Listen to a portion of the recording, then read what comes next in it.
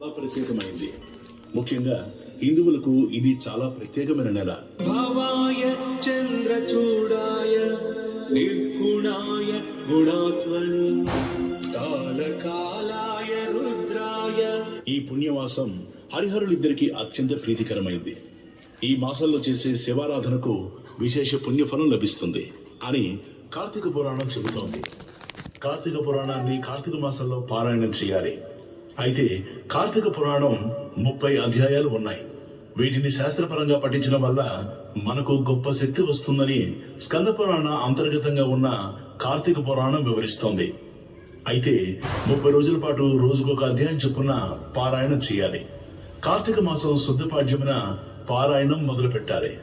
ఆ పారాయణం గురించి ఇప్పుడు తెలుసుకుందాం. చంద్రశేఖర చంద్రశేఖర చంద్రశేఖర. సూత మహర్షి బహుభాషా కోవిదుడు, వేదాంగ విజ్ఞాన కని, పురాణ ఇతిహాసములను క్షుణ్ణంగా చెప్పగల సుజ్ఞాని, భూత భవిష్యత్ వర్తమానాలను గ్రహించి తెలుపుగల తిట్ట. మహామేధావైన సూత మహర్షి సౌనకాది మునులందరికీ భగవత్ స్వరూపుడే. సూత మహర్షి కారణంగా నైమిసారణ్యము సకల విజ్ఞాన క్షేత్రమై మానవ ధర్మ ప్రబోధాత్మకంగా విరాజిల్లేది.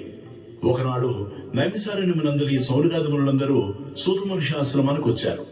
వారందరినీ కూర్చుని నియోగించి, మునులారా, నేడందరూ కలిసి నా ఆశ్రమానికి వచ్చారు. ఏమైనా కారణం ఉందా? మీరొచ్చిన కారణం ఏదియో సెలవీయమని అడిగాడు. అంతటా సౌనకాది మునుడు, మహర్షి, మీ వలన మేమందరము సమస్త విజ్ఞానంతోనూ యజ్ఞయాగాది జప తపములతోనూ సదాచారములతోనూ వర్ధిల్లుతున్నాము. పాపనాశనకాలము ముక్తి ప్రథము అయిన కార్తీక మహాపురాణమును వినిపించి మమ్మలను ధన్యులుగా వింపమని కోరుతున్నాము. మునుల కోరికను మన్నించిన సూత మహర్షుల వారు మంచి విషయమే అడిగారు. చెబుతాను, వినండి. నమో భూతనాథం నమో దేవదేవం నమః కాలకాలం నమో దివ్య తేజం. పూర్వం ఈ కార్తీక మహాపురాణ మహత్యమును మా గురువు గారైన వ్యాస మహర్షుల వారు స్కాంద పద్మ పురాణాలలో వక్కాణించి ఉన్నారు. దీనిని వశిష్ఠుల వారు రాజర్షి అయిన జనక మహారాజుకు స్కాంద పురాణములోను, కృష్ణుని అష్టభార్యలలో ఒకరైన సత్యభామకు శ్రీకృష్ణ పరమాత్మ పద్మ పురాణంలోనూ సవిస్తరంగా వివరించి ఉన్నారు. ముందుగా స్కాంద పురాణంలోని వశిష్ఠ ప్రోక్తమైన కార్తీక మహత్యమును వినిపిస్తాను. సమకూర్చుకున్నటకు ఒకనాడు వశిష్ఠుల వారు జనక మహారాజు చెంతకు వచ్చి, రాజా, యాగ నిర్వహణకై ధనము కావాలను, దానికోసం మిమ్మల్ని అర్థించతలచి వచ్చి తిని అన్నాడు. వెంటనే జనకుడు, మహర్షి, యాగములకు కావలసిన ధనమును నేను ఇస్తాను. కాని సర్వ పాపములను హరించినదియు ముక్తి నొసగునదియునగు కార్తీక మహాపురాణ మహత్యమును ధర్మ సూక్ష్మాన్ని నాకు తెలియజేయండి. మాసములన్నిటిలో కార్తీక మాసము అత్యంత మహిమాన్వితము పుణ్యదాయకమై ఉండుటకు కారణమేమి? కార్తీక మాస ధర్మము సమస్త ధర్మాలలోనూ శ్రేష్టమగుటకు హేతువేది? కార్తీక మాసానికి అంతటి ప్రాముఖ్యత ఎలా వచ్చింది? ఈ కార్తీక మాస వ్రతము ఉత్కృష్ట ధర్మముగా ఎలా పరిగణించబడింది అని అడిగాడు.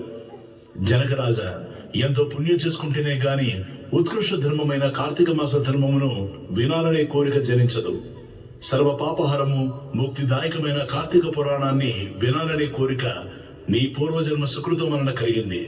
మానవ శ్రేయస్సే కాక సకల చరాచర జీవరాశి శ్రేయస్సు కోసం నీవడిగిన సంగతులన్నీ చెబుతాను, విను. ఓ రాజా, కార్తీక మాసంలో సూర్యుడు తులా సంక్రమణంలో ఉంటాడు.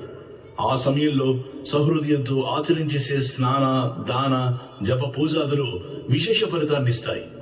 ఈ కార్తీక వ్రతాన్ని తులా సంక్రమణం మొదటి నుండి గాని శుద్ధ పాడ్యం నుండి గాని ప్రారంభించాలి.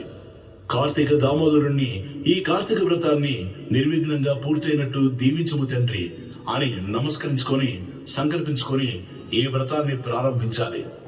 ఈ కార్తీక మాసంలో కావేరి నదిలో స్నానం చేసిన వారి పుణ్యం చెప్పనలివి కాదు. సూర్యుడు తులారాశి యందు ప్రవేశించగానే సమస్త నదీ నదాల యందు నీరు గంగా నదితో సమానమవుతుంది.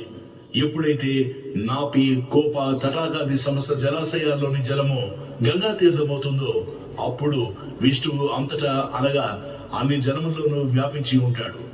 ప్రతి వారు హరిధ్యానయుతులై శుచి అయి కాళ్ళు చేతులు కడుక్కొని ఆచమించి మొలలోతు నీళ్లను నిలబడి స్నానం చేయాలి. పిమ్మట దేవతలకు, పితృదేవతలకు, ఋషులకు తర్పణం వదలాలి. ఆ తరువాత ఆగమర్షుల మంత్రజపంతో నీటిని బొటనవేలుతో కలిపి 3 దోసెడు నీటిని గట్టుపై పోయాలి. గట్టు మీదకు రాగానే తాను కట్టుకున్న బట్టల కొనల్ని పిండాలి. దీనినే యక్షతర్పణం అంటారు. అటు పిమ్మట శరీరం తుడుచుకొని తెల్లని వస్త్రాలను ధరించాలి.